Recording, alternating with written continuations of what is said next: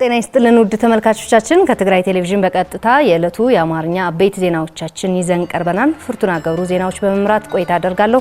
እንድትከታተሉን እጋብዛለሁ። ወደ ቀዳሚ ዜና ተፈናቃዮች ካሉበት የሰቆቃ ህይወት ለመታደግ ወደ ቀያቸው ለመመለስ በሚደረገው ጥረት የፌደራል መንግስትና አደራዳሪ አካላት ትኩረት ሰጥተው ሊሰሩ እንደሚገባ ተጠየቀም። 37ኛው የትግራይ ሰማዕታት ቀን በራያ ጨርጨር ወረዳ ታስቦ የዋለ ሲሆን ዕለቱ ሲዘከር ሰላምና ልማትን በማስቀጠል ሊሆን እንደሚገባም ተጠቁሟል። ማዛ መኮንን አዘጋጅተዋለች። ታደሰ ልጅ አለም ያቀርበዋል።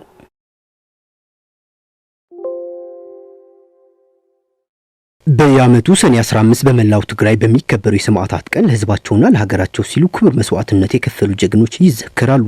የዘንድሮ 37ኛ ዓመት የሰማዕታት ቀን በራያ ጨርጨር ተዘክሯል። በመርሃ ግብሩ ለህዝባቸው ሲሉ መስዋዕትነት የከፈሉ ጀግኖች ሰማዕታት ለማሰብ የአበባ ጉንጉን በማስቀመጥ የተጀመረ ሲሆን በበዓሉ ከፍተኛ የሰራዊት አዛዦች፣ የመንግስት ከፍተኛ የሥራ ኃላፊዎችና ከተለያዩ አካባቢዎች የተወጣጡ የወረዳው ነዋሪዎች ተገኝተዋል። በመድረኩ መልእክት ያስተላለፉት የራያ ጨርጨር ወረዳ አስተዳዳሪ አቶ ካላዩ ጊዴ የራያ ጨርጨር ህዝብ በየዘመናቱ የትግራይ ህዝብን ለማንበርከክ በሚከፍቱት ጦርነቶች ለትግራይ ህዝብ ህልውናና መስዋዕትነት እየከፈለ የመጣና በትግራይነቱ የማይደራደር ህዝብ ነው ሲሉ ገልጸዋል።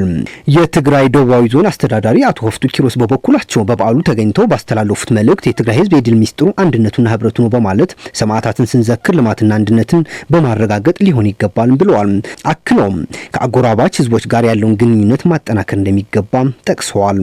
ስለዚህ ብጾትና ሀምዚላ ሀነኽበር በብግዚኡ ለማዓትና ክነሳለጥ በብግዚኡ ትግራይ በአሁኑ ሰዓት በአሳሳቢ ሁኔታ ላይ ትገኛለች። ይህ አሳሳቢ ሁኔታና አደጋም የሚፈታው በህዝቧ አንድነት ብቻ ነው። በመሆኑም የሰማዕታት ቀንን ስናከብር ልማታችን የምናከናውንበትና የተለያዩ ስራዎች እየሰራን መሆን አለበት። ህዝባችን አንድነቱን በማጠናከር የልማት ስራዎች ላይ ሊሰማራ ይገባል። በሚቀጥለው ክረምትም ትልቅ ስራ በመስራት ኢኮኖሚያችን በማሳደግ የተሻለ ለውጥ የምናመጣበት ጊዜ ሊሆን ይገባል። የትግራይ ህዝብ ከድህነት እንዲወጣም ሁሉም በጋራ ሊሰራ ይገባል። ስደት ይብቃን። ያለንን እምቅ ሀብት በመጠቀም አካባቢያችን ላይ ሰርተን መቀየር እንችላለን። በበዓሉ የተገኙት የትግራይ አርበኞች ኮሚሽን ኮሚሽነር ናስር መንሱር የትግራይ ጀግኖች ሰማዕታት ለትግራይ ህዝብ ክብርና ሉዓላዊነት በከፈሉት መስዋዕትነት ሁሌም ልንዘክራቸውና ልናከብራቸው ይገባል ብለዋል።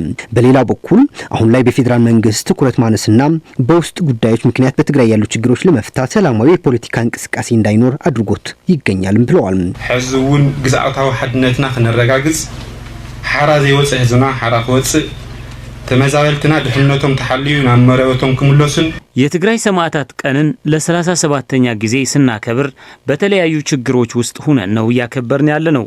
የሰማዕታት አደራ በመጠበቅ ሉዓላዊነታችን እናስከብር በሚል መሪ ቃል በጨርጨር ከተማ የሰማዕታት ቀን እያሰብን እንገኛለን።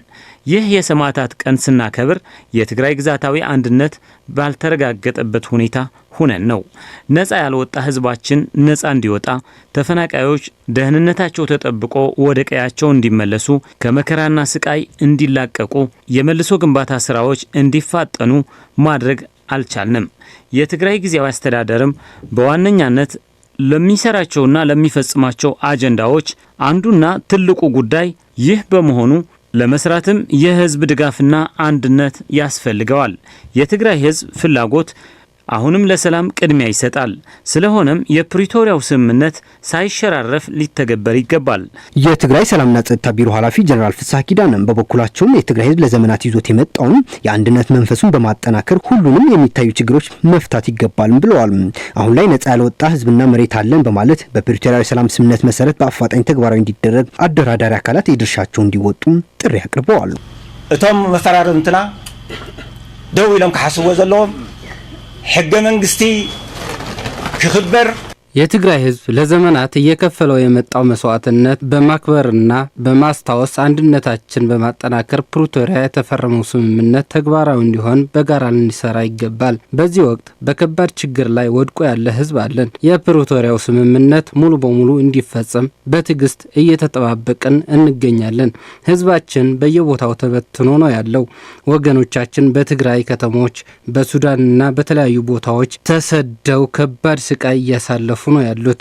የትግራይ ህዝብ የሚፈልገው ህገ መንግስቱ እንዲከበርና ስምምነቱ እንዲፈጸም አደራዳሪ አካላት በትኩረት ሊሰሩ ይገባል። በመታሰቢያ ስነ ስርዓቱ ላይ አግኝተን ያነጋገርናቸው የራያ ጨርጨር ወረዳ ነዋሪዎች በበኩላቸው እለቱን ስንዘክር ሰማዕታትን የተሰውለትን ዓላማ በመያዝ ሰላምና ልማትን ማረጋገጥ ይገባል ብለዋል። አሁን ላይ በትግራይ አንጻራዊ ሰላም ቢታይም አሁንም ያልተፈቱ የትግራይ ችግሮች በመኖራቸው እነዚህን ችግሮች እንዲፈቱ የፕሪቶሪያው ስምምነት ተግባራዊ ማድረግ ይገባል ሲሉም አሳስበዋል። ምዕራብ ትግራይ መቀሌ ነው ያለው፣ ሽሬ ነው ያለው። ክረምት እየመጣ ነው። አሁን ክረምት ነው እንግዲህ ዝናብ ወደ ላይ ይዘን ነው ያለውና መመለስ አለበት። የፌደራልም የፕሪቶሪያ ስምምነት መተግበር አለበት። እስካሁን በከፊሉ ተተግብሯልና ግን ደግሞ ሙሉ በሙሉ አልተሰራም። መስራት አለበት። ፌደራልም የትግራይም መስራት አለበት። ሁሉም ተባብረው ሰርተው ተፈናቃይም ወደ ቤታቸው መመለስ አለባቸው። ወንድሞቻችን አጠገባቸው ሀብታቸውን ጥለው ኑሯቸው ሁሉም ነገር ትተው ያው የዕለት ጉርሻው ከህዝብ እየበሉ ነው ያሉት፣ በመጠለያ ነው ያሉት። እነዚህ ሰዎች ወደ ነባር ቀያቸው ተመልሰው የራሳቸውን ህይወት እንዲመሩ የራሳቸው ህይወት ሲመሩ ልጆቻቸውን ያስተምራሉ። የቀን ስራቸውን ሰርተው ያው ሆዳቸውን ጠግበው ከመተመጽዋችነት ነፃ ይሆናሉ።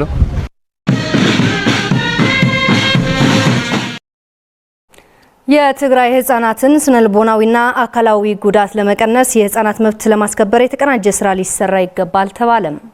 የአፍሪካ ህጻናት ቀን አስመልክቶ በኤልሻዳይ ሪሊፍ ዴቨሎፕመንት አሶሲዬሽን የህጻናት መንደር የተከበረ ሲሆን በትግራይ የተጎዳውን የህጻናት ስነልቦና ለማዳን ጥረቶች መኖራቸው የትግራይ ማህበራዊ ቢሮ ጉዳዮች ጠቁሟል። ተጨማሪ አለን።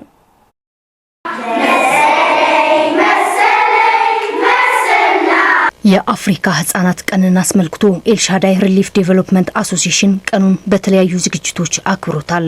መምህር ተስፋዬ አጽባሃ የኤልሻዳይ የትምህርት ስልጠና ዳይሬክተር ሲሆኑ ጦርነቱና ድህነት በፈጠሩት ቀውስ በትግራይ ህጻናት ላይ ከባድ ጉዳት ማድረሳቸው በጥናት መለየቱን ገልጸዋል። ተቋማቸውም የህጻናት መብት ለመጠበቅ ከጦርነት አንስቶ እየተሰራ መምጣቱን በመግለጽ አሁን ካለው ሁለንተናዊ የትግራይ ሁኔታ ከሚመለከታቸው አካላት ጋር በቅንጅት እየተሰራ መሆኑን አስገንዝበዋል።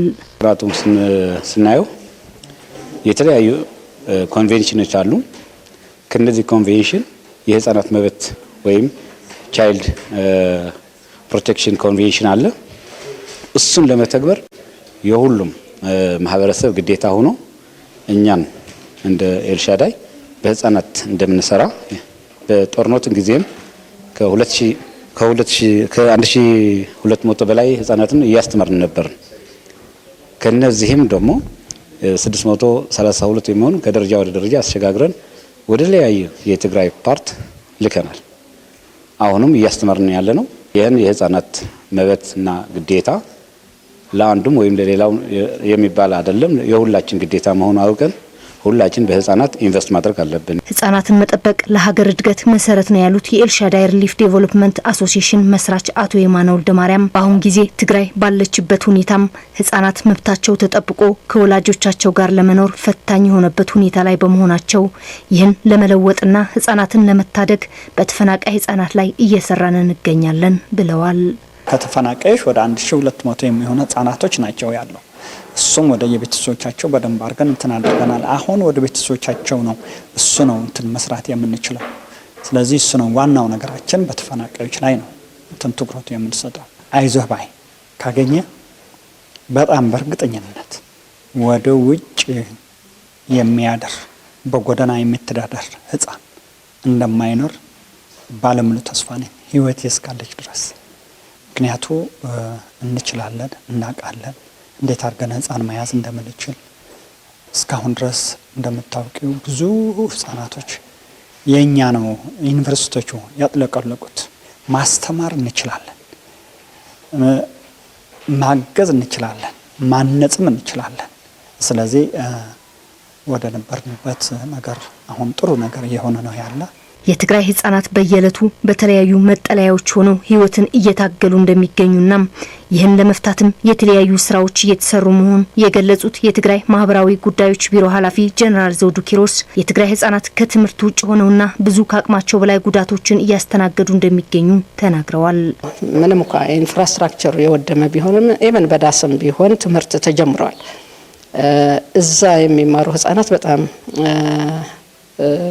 ትንሽ ናቸው ማለት ይቻላል። በክልል ደረጃ ሲታይ 51 በመቶ ነው ትምህርት ገብቶ ያለው፣ 49 በመቶ ከትምህርት ውጭ ነው ያለው። አብዛኞቹ ደግሞ ህፃናትም ያሉበት ነው። ስለዚህ ይሄ መለወጥ አለበት ነው። ለ2018 የትምህርት ዘመን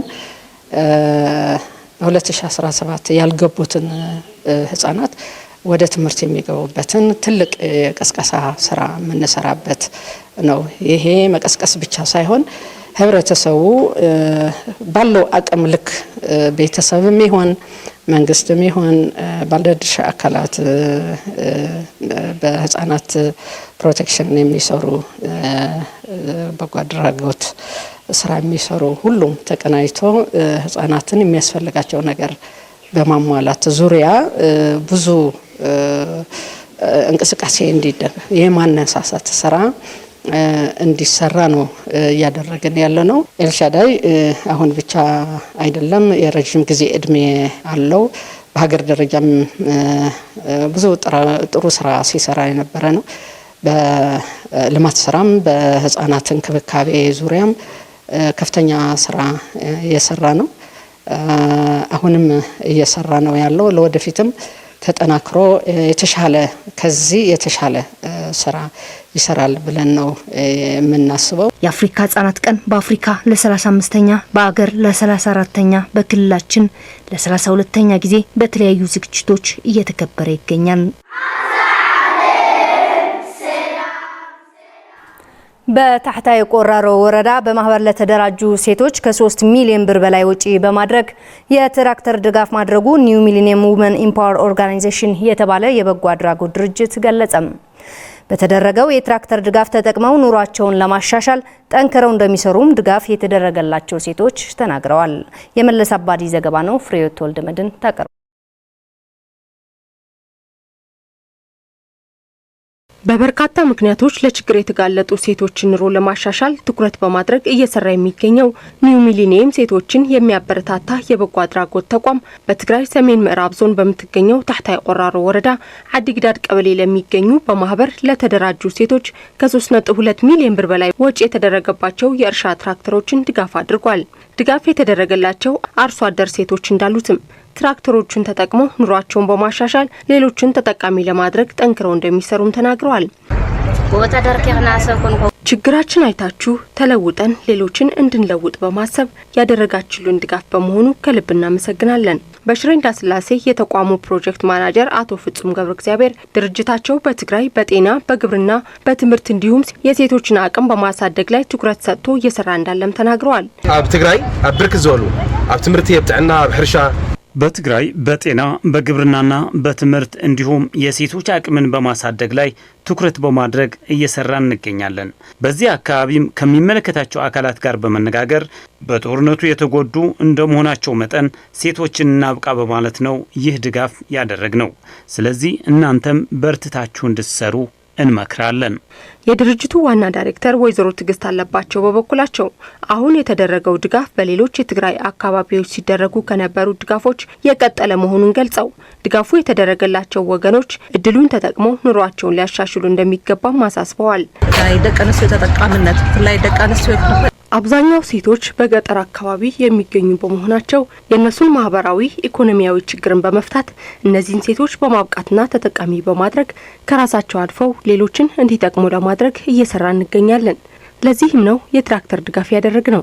የታህታይ ቆራሮ ወረዳ ዋና አስተዳዳሪ አቶ አዱኛ ወርቅነህም ጦርነቱ በፈጠረው ቀውስ ምክንያት በወረዳቸው ከ4700 በላይ በችግር ላይ ያሉ ሴቶች እንዳሉ በማስረዳት ተቋሙ ላደረገላቸው ድጋፍም አመስግነዋል።